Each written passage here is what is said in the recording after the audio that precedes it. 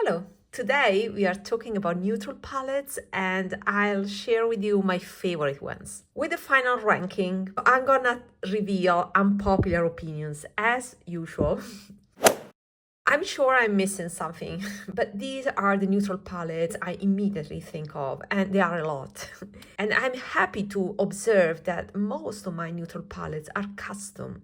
That tells a lot about myself, but also about my preferences towards taupes that are not too blue, not pink, and not too dark. Because my ultimate goal is a slight contour on my eyes to kind of optically correct my features in a way that I feel more confident and better. So to me, neutral palettes are the ones that are close to my skin tone and with a tad of gray that can contour and make my eyes look bigger, more symmetrical. If you see here, there are a lot of palettes that are custom. For example, this one.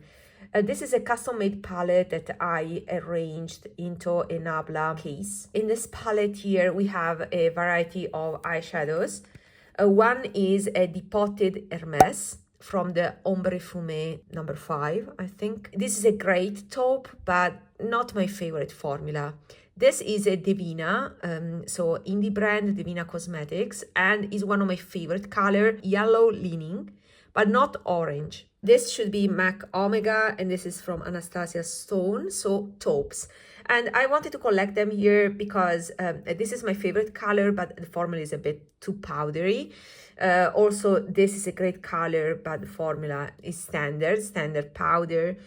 These are very nice. Also, this iconic MAC Omega is thinner compared to other, for example, Divina, but it is still thicker compared to Japanese eyeshadows. But unfortunately, Japanese eyeshadows that, by the way, have among all my favorite formulas. It's rare they provide these type of colors. There's the Suqqu new S3 palette that has been released. But I don't know, since my preference is towards the yellowish, yellow sepia. This is a sepia tone. Unfortunately, many Japanese brands, but I'm thinking about Louis Vuitton Beige Memento as well. Those leans towards amber. It has some orange in it, and that is the most common interpretation of beige. That is not mine. Mine is the Leica style, the sepia theme. And I have not found any palette yet. Maybe something in the Asian world, thinking about the keyboard palette that I honestly had purchased at some point and decluttered because I was not a fan of the formula, unfortunately. It was too powdery and the pigment was not sticking to my skin, so I didn't like it too much. So this is a palette that I built up more because I was desperate to find taupes. And nowadays, I have to say, the picture has changed. Many brands have released taupe palettes, bigger variety of offering compared to a couple of years ago. So this is a palette that I built myself. It's still one that I think of. So it definitely has value in my collection, but I wouldn't say is my favorite because of the formula. Other palettes here that unfortunately I reached for them not very often because of the way I've arranged them. For example, this Suqqu. There are these trios that I know which palettes are from, but then I kind of messed up here. And it's okay, but I would like to rearrange them. In this way, it's kind of messy to me, and I do not think of the original quad. Sometimes it's better to recover the quad. Usually Suqqu had propose those neutral palettes with pop of colors, and I removed here and kind of miss it now, so I want to organize something more properly. So some palettes like this unfortunately are affected by this lack of organization. So another lesson learned, in order for me to use the palettes, they also need to have kind of well organized structure. And definitely, I'm happy to have depotted this Suqqu because I like to mix and match. I don't like the single quad. I prefer to have a full picture of what I have available. At the same time, I want to organize them back into quads like the original structure of each quad, so that at least I know that I'm taking from a specific quad. So yeah, it's a clarity, the reasoning while I'm doing my makeup that I prefer. So this is unfortunately affected by organization. The other problem, you can see there are mid-tones here. They can be darker or lighter. I like a lot this one. Suqqu lacks light mattes. I could find these grayish tones more in the darker colors, but the light transition shades are, as you may know from this video here, about another amazing neutral palette, that I'm in the hunt for light transition shades, and a few palettes can provide that. But yeah, I can also mix and match by myself. As you can see, I can buy different palettes as long as I have the freedom, like Suqqu gives, to rearrange the pans. Suqqu is taking a path that is kind of divergent from my preferences. It used to be my all-time favorite brand. It still is, I think, but they are proposing these glittery shades that in the past they were more glowy, and now they are more on the glittery side. So they are more average Asian brand instead of unique. So they are taking a direction that is departing from my preferences. And also the formula, this new signature formula, it has a variety of finishes, but they have lost that glowy quality that they had in the previous version before the latest reformulation. So note about organization, also Surratt falls into this category. Now Surratt is a Asian made, so made in Japan, but creative directors are Western, so usually has more of a Western taste, and therefore we have kind of some taupes here, and I have them all, of course. There are amazing shades here, always the same, and I appreciate that. Core well done eyeshadows without constantly releasing limited editions, instead proposing color schemes based on what they have.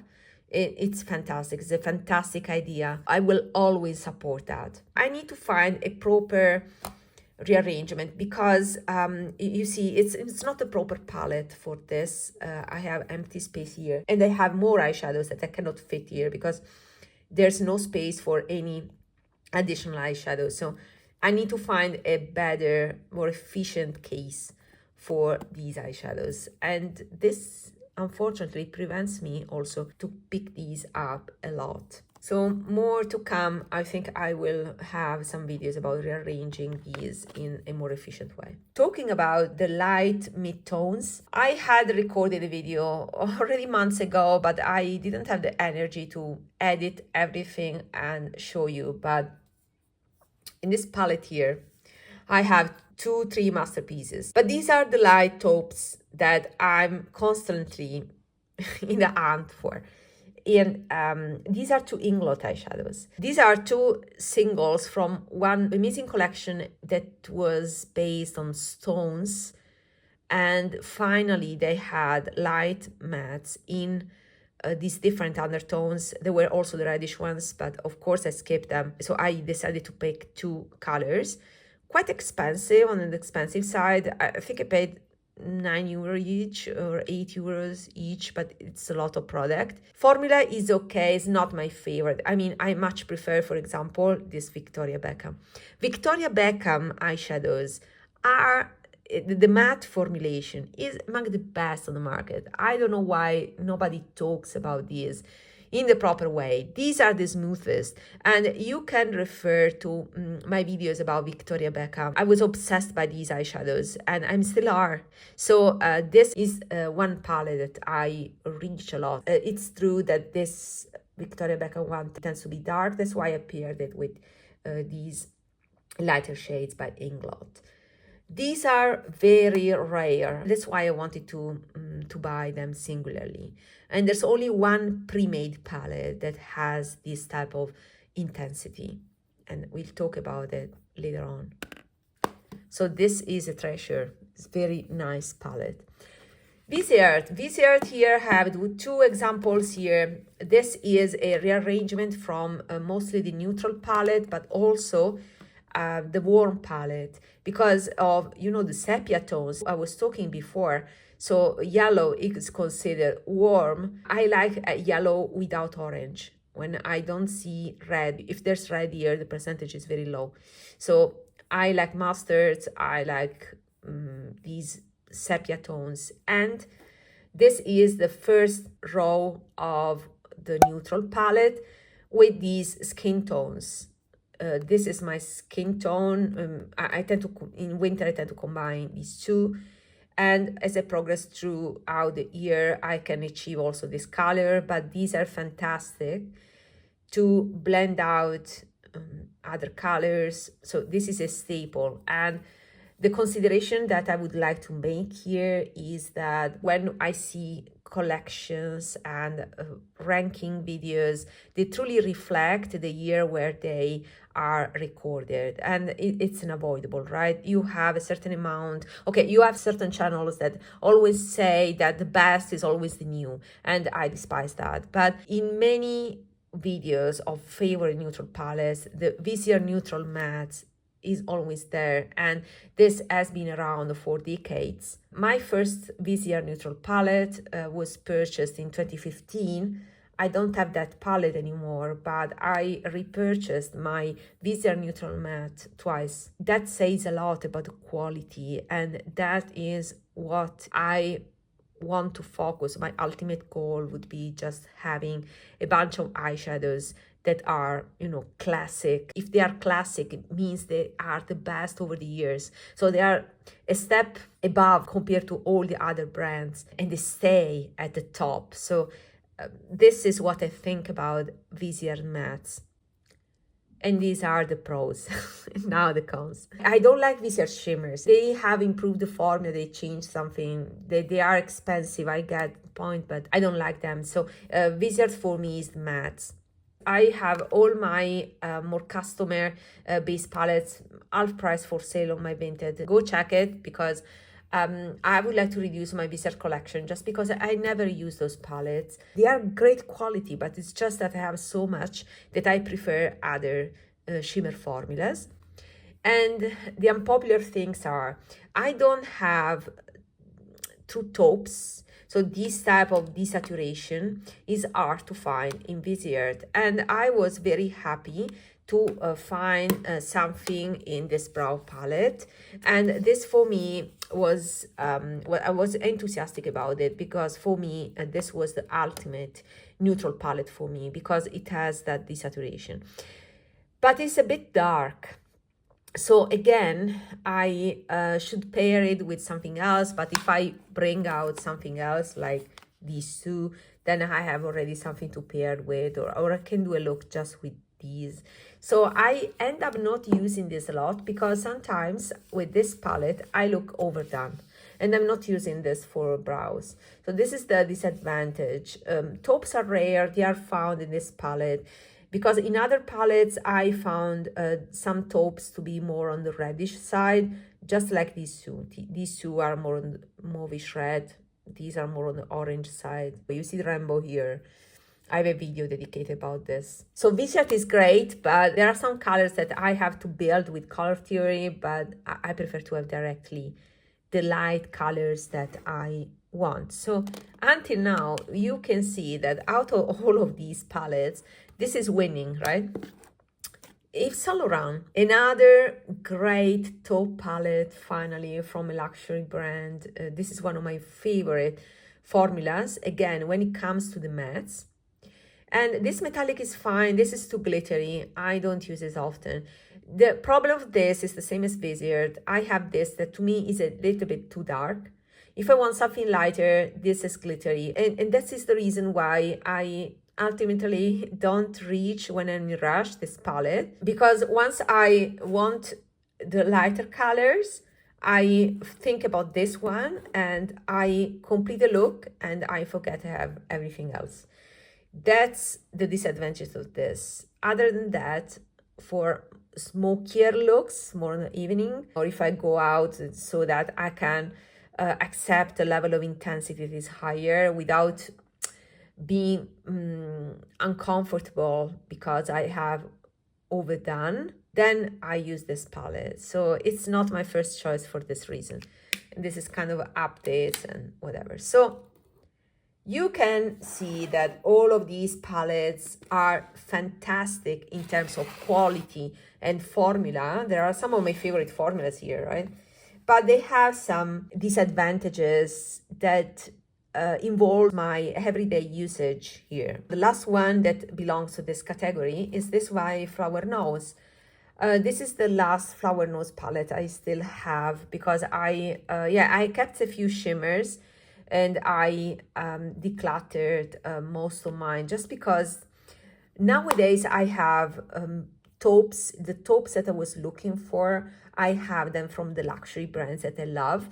And to be honest, I prefer Japanese rather than Chinese in terms of formula. This is a bit thicker, more velvety. This is, as you can see from these broken ones, is a custom made because these were removed from another palette from this series and placed here so that I could use these taupes that are fantastic. So this is a great palette with some pop-up colors, fantastic for brown eyes. But I have to admit I don't use it so much. So this should be placed somewhere else so that I can see it and be inspired to use it. This was made during a time like the same time of this one, where cool tone palettes were rare to find. So I had to find indie brands or buying from Eastern market, let's say, to have something that fulfilled my needs. And I wanted something like this. Now, there are definitely more options that are more easily accessible and from luxury brands and something that I prefer personally. For example, this one, right? Or other outstanding releases. Or the Victoria Beckham is also from this year. So these are 2025 indeed. This is 2025 indeed. And this is also 2025. And before 2025, there was the, buying a lot. These can reach the 1,000 because we are talking about Surratt and Suqqu that are quite expensive. Also, this one involves 2 palettes of 80 euros each. So before 2025, there was the DIY, the custom rearrangement in the desperate research of taupes or cooler tones that were not purple or blue. That was also the point. Definitely 2025 was the year of cool tone neutral palettes. Fantastic year for me. I purchased many eyeshadow palettes this year. Finally, the last two I would like to discuss. This can be one of my favorite neutral palettes out there in the market. A permanent one, so no rush, and it has some advantages, the formula. This is a baked formula, not baked gelée or hard gelée, but this is a baked formula, very silky and with a shine, with a glowy effect. Even the mattes, they are not flat mattes. This is where I'm at. This is the ultimate finish that I prefer on my eyes. Is the most elegant I like to wear in every occasion, every day, or smoked out for evenings. So I'm at this point. So this ranks among the top 3 again, because it's so good. It is a treasure because of these 2 shades. I have an entire video dedicated to this palette. I think it is a better value in terms of finish and what you get for the money, also compared to this one. I like this a lot, but this is more elegant in my opinion because it's more refined. This is more refined. So should we do the ranking? So I've talked about these until now, but I would say last position can be this one, tied with, it's unbelievable, but I would put the Suqqu because They give me the least joy in this moment of my life. It's my fault, also market fault, because it's very difficult to get high quality magnetic palettes. Lack of light satins, because they tend to go on the glittery side. That's the main reason why they are on the lowest level. It's a mess with Suqqu. Hard to get, almost all a limited edition, the most beautiful ones. So also for that type, I mean, I want to pay for it. Why I should also get frustration for it, right? So also for that reason, all those feelings, they don't give me the joy that they used to in the past. So last position, but mainly for the usage, and it's also my fault. I will rearrange them and see if they go towards a upper position. But these are the lowest because honestly, at this point, I love the formula, but it's a bit thick, it's a bit coarser compared to other refined palettes I have. I mean, we are talking about the best on the market anyway. So even if something rates the lowest, is more something personal related to the current preferences in terms of finishes like this. So it's something that, you know, relates more to that rather than quality itself. These are top quality, otherwise they wouldn't be in my collection, right? Second to last is this one, because it's dark, but I mean, it was meant to be for brows, so it's not a palette fault. It's just the way I figure out to use this palette that I realize it's not the way I idealized it. The truth is, I don't use it so much. It's not, I had forgot about it. You know that. So this second to last. And then ranked a little bit higher would be this one. Is just that I have now other formulas that I prefer. I mean, if I think a neutral palette, I want refined, silky texture on my eyes, and I just gravitate towards this. Viseart has to belong to this level here. This one is great. It is starting to be a bit outdated. It is reliable, high quality, one of the most long-lasting formulas on me. That's why it's always been the best. But in terms of joy, yeah, I use it, and then I said, yeah, then I need something, you know, shimmery or glowy, something more. And so nowadays, if I find an equivalent color in this formula or in Surratt formula, I tend to prefer these compared to this one. Then it's the turn for this one, because of how dark it is. Yves Saint Laurent, Captivating Dunes. And then it's the turn for the Surratt. I would put it at third position, tighten with this one. I would say this is more practical, is easier, is smaller, so easier to pick. This is mainly the colors because of the Inglot. And the best mattes in the market, in my opinion, now are the Victoria Beckham. Yeah, of course, you don't have the range, the fantastic range of colors that you have in Viseart. Viseart is a pro brand. This is more Victoria Beckham mood and trendier, I would say. But the quality of these are more silicone-y, smoother compared to Viseart. They do not last as long as Viseart. So if I want something reliable, an event, wedding, Viseart is the way to go. Okay, so I'm talking about the immediate result and the joy application, how smooth is the skin, and the Victoria Beckham mattes, fantastic. Surratt has the grace. Surratt is that refined texture I love on my eyes. They are different things. This is more the colors. Surratt colors tend to be either dark or too orange. While these ones are perfect, but they are in a formula that is standard, the Inglot one. And this is a new formula, it's called Soft Matte, but still is nothing compared to the smooth mattes of Victoria Beckham. So Victoria Beckham wins over any matte formula, to be honest, because how smooth it is. This is very blurring. Nobody talks about this, but I noticed that on my eyes. So this palette, I'm searching actively for this palette a lot. That's why it deserves the third position, tied into the Surratt. And now the first two, so third position, and then I have these two, and I don't know which one, but I think at this time, this will be the second, and this will be the first. And I have one reason for that. This color. Let me say another unpopular thing.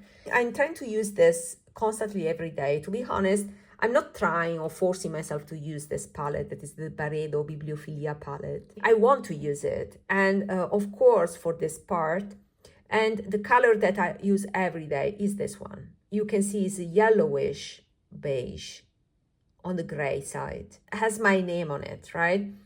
It's light enough, so this is the only palette I have found that has something light. This is very light. And after all the researches, I have to say this is very close to this one by Inglot. This palette has this rare quality of having the light tops. That's also something that this palette has. And you can see a pattern here. You have something more yellow here and something more mauve here. And it's the same here. You have something more yellow and something more on the mauvish side. And my reach for this palette stops more or less here. This part, okay, I use this one also, but this, I don't think I will ever use them, to be honest. I will try maybe for fun, but I know it's not my preference. I know that this is cooler than, yeah, these are cooler than the oranges we were used to in 2016 with the Modern Renaissance by ABH. But let me share with you my unpopular opinions. I love this texture. This one is great because it's satiny. This, I love the color. These are all the different textures of the cream to powder formula. More on the powdery side, so more towards my preference. These ones tend to have the disadvantages of a bit of crustiness because they are more shimmery. That's something that personally I don't like. So in terms of textures, I would say, to me, this wins. This is more age skin friendly, in my opinion, because this is more silky. So this is baked, this is cream to powder. There's more grip when it comes to this palette. There are different finishes. There are some ones that I love. For example, with this one, I can recreate something silky, just like this. But this, in my opinion, is another level. It's a tad more refined. But this Byredo palette has those yellowish tones. This is a little bit more standard in the sense that the only yellowish tone is this one. But this is even lighter and easier, honestly, to pick because it's bigger. So in terms of joy, we are almost there, but I'm finding myself wanting to reach more for this palette, this Alf palette, of course, rather than the Givenchy. Because, yeah, this is a bit too dark and I can pick easily this one. This is more yellowish. So I prefer this a little bit more, and it is lighter, definitely. So I prefer this a little bit more than this. I'm quite fair, to be honest. If you are a tad darker towards the medium, you will love this without any hesitation. And this would result maybe a bit chalkier when it comes to these shades that I mentioned. These could be placed at the first position, but if I just want to discriminate a bit, this would be the first. At this point for the joy that gives me, and this the second. But I have to say, in terms of formula, I think this is slightly more refined compared to this one. This is my take, and I'm very curious to know your take. I know that many of you have already all of these palettes. See you in my next video. Bye.